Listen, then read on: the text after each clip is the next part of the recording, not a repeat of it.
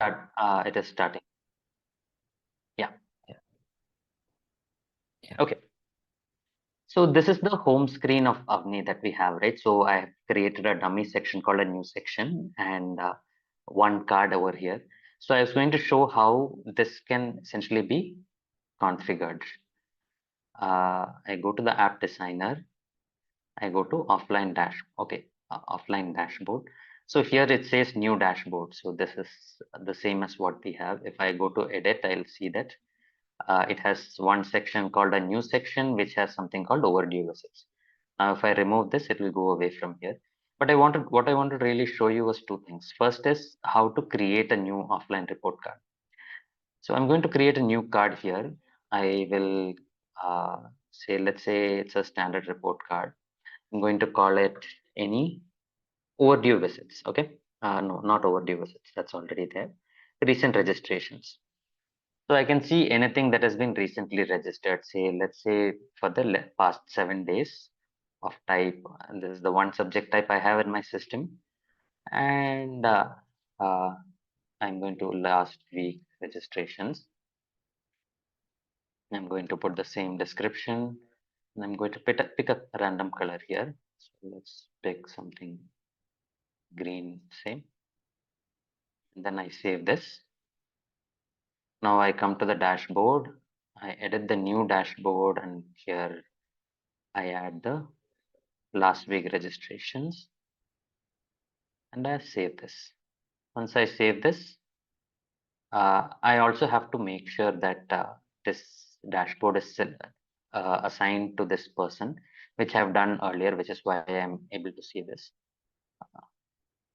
Okay, so this is what happens if you, I just, because of the loss of network, I think this whole thing kind of got damaged, which is why I can't get this working. Let me see if I can salvage this.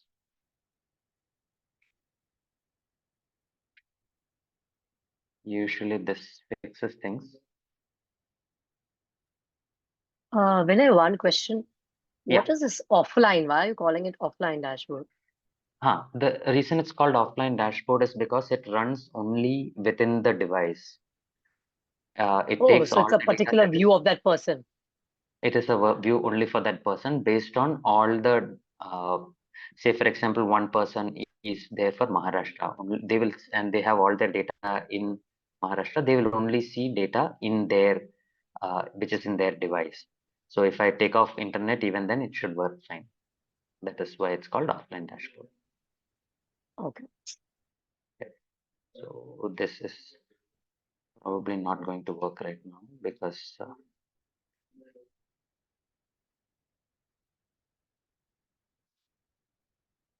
the IP address I guess has changed. But essentially, what will happen is this one thing will show up on the screen once I configure this, and I can also do add filters. Like when I see an edit, I can come here, I can add a filter, and the filter can be, so I said last week's registrations. I can do something like an address. And what happens is once you do that, a filter section comes here. I can go to the filter and I can choose what kind of like which address I can limit it by address and things like that. So those are the different options that I have when I do this. So this entire filter section and this entire are a lot of these new offline report cards are actually new, which is coming. All these were there before, but we didn't have an option. For example, when you said recent visits or not recent visits, you could not configure the number of days, you could not configure the subject type and things like that. So all these things have come newly. So right now, as of today, this will work only with a 10.0 APK, which is released, but it's still under review at this point. So within a month, you once you get this right, you should be able to configure a lot of these things automatically. So that was one thing which I wanted to show today. Unfortunately, this doesn't work, so it's a bit hard to really showcase this at this point.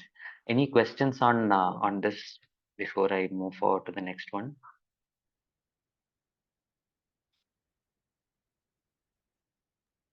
How did you assign this report or this dashboard to the person? You assign it to the user group or you assign it to the user? On the user group, you go to the corresponding user group and you can essentially assign two different dashboards. One is a primary and secondary. So the primary will show up in the home tab, and the secondary will come next to it if you add one more dashboard. So in this case, I can add one more dashboard and I can call it, say, the secondary. So both of these dashboards will show up here. Okay, So, yeah. thanks.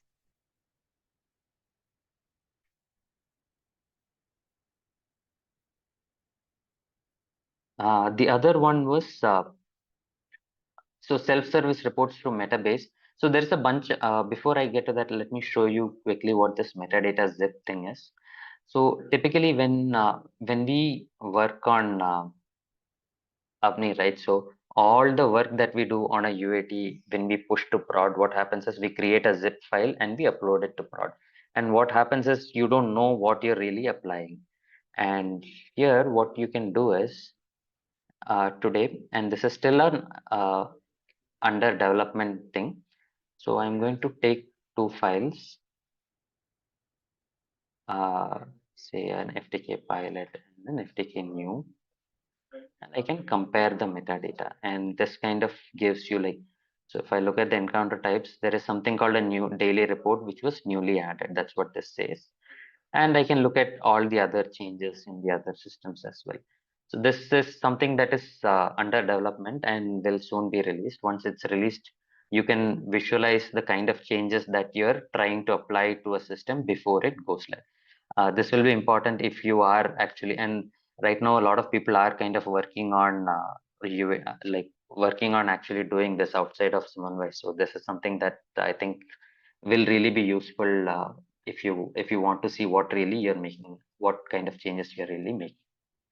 So that's one thing I wanted to show you here. This feature was actually developed by a student. It is still being under review at this point and will be added to the next major release whenever it comes in. There has been some work around using AI to generate reports. Reports generally has been something that takes a lot of time and energy, and this is also something. This is a work in progress at this time. So we use something called Cursor AI, using which there is a spreadsheet in which you write down what you want in human language and you pass it through the AI, and it essentially generates a SQL which maps to your report. Right now, there are some people in the team who are trying to take this SQL and automatically push this into the BI dashboard, either on Superset or on Metabase. So this work is still in progress, but this is something that is happening at this point. Any Okay, so that's about it. There is some work around performance and search screens which keeps happening, which I'll show you later, uh, which hopefully will come in the next release that we can show you. So this is the kind of screen that we saw just now. And lastly, the other one, so this is about the product updates. At least in the past 2 months, we've also been conducting Avni training. I think some people on the Avni training are here. Arjun, do you want to say a few words about more details about Avni training and how it's been going? Yes, sure. So, I mean, we had like the first batch where Animedh Charitable Trust was the participant as an organization. From that, Rupesh and Nivedita had joined. And the idea of the self-service training is like we were seeing certain projects where the needs are simple, the budgets are low, but there is an in-house person, semi-tech person who has the ability to pick up to learn how to set up Avni with some training. And thus we started experimenting with this idea. So far, we've completed 2 trainings. In the first one, like I was mentioning, it was Animedh Charitable Trust, which they finished setting up the application and they are now piloting it. The first application that they are developing is related to early childhood development. The second batch comprised of three different organizations. One was Swasthya Sahyog. There were 4 people joined from Swasthya Sahyog. Then there is Project Potential. I think Ashok is there on the call from Project Potential.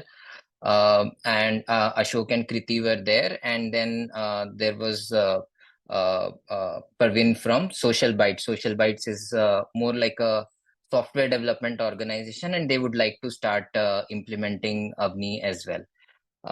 So Ashok from Project Potential has already started developing ideating, at least identifying which entities will be used to model their project and all of that. They have a slightly different use case than what typically Avni has, and we've been discussing. So what we do typically is that we provide a training, which is normally 8 to 10 hours of sessions, and then some exercises that you have to do. Post that, there is 8 hours of consulting support that is available to get your project up and running as such. And then you start on hosting and support and AMC and all of that as such. So this is something that we are experimenting with, and I'm quite I must say that in the last 2 training batches, I was quite impressed to see the ability what NGOs are able to pick up, what folks from NGOs are able to pick up in terms of setting up Avni, the kind of questions being asked, the kind of gaps in the product being pointed out, and all of that as such. So it looks like something that we would like to pursue, that to build more capacity within our either existing or new NGO partners. This would make Avni also more accessible to more NGOs, especially those who, like I mentioned earlier also, who meet this criteria where there is somebody who is semi-tech. By semi-tech, we mean somebody who might have set up, let's say, Google Forms previously at least, and is able to interested in setting up IT systems through drop downs and all of that. We were not, as part of the training, we don't cover writing any code or anything, whether it is in Avni or in setting up reports in Metabase. We use all the drop down based features over there, and we draw learning from this to see how we can add more features to Avni, which can be made available via drop downs. So that's what is going on. Ashok, if you'd like to share a couple of sentences about your experience, then feel free to add in here. Thanks, Arjun. I think a person like me who has little bit of background with technology, and as you mentioned, like organizations who want to kind of look into apps which can help them with low budget but want to digitize their data collection and have proper dashboards for all stakeholders. I think the training was really helpful to understand uh, about the program, how we can use Avni as a tool to kind of design our programs. I think for me personally, it was really helpful how the training was designed, and how Avni is also trying to bring those certain updates into the software with the help of whatever requirements are coming. Thank you. And thanks, Yeah. Ashok.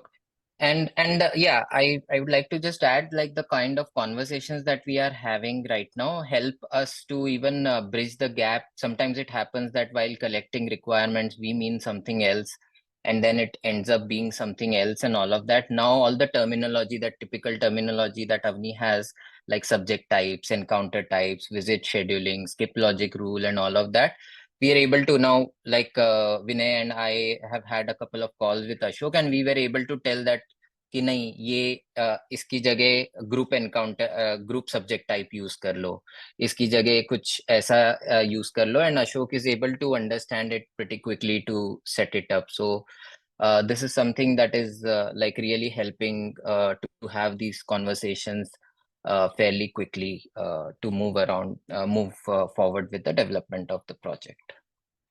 That's what I noticed, at least, Ashok. So yeah. Yeah, so even from that angle and even from a product angle, the idea is to make it more and more like friendly to somebody who can actually set it up. So the dashboards and everything that we showed was kind of also moving in the same kind of direction.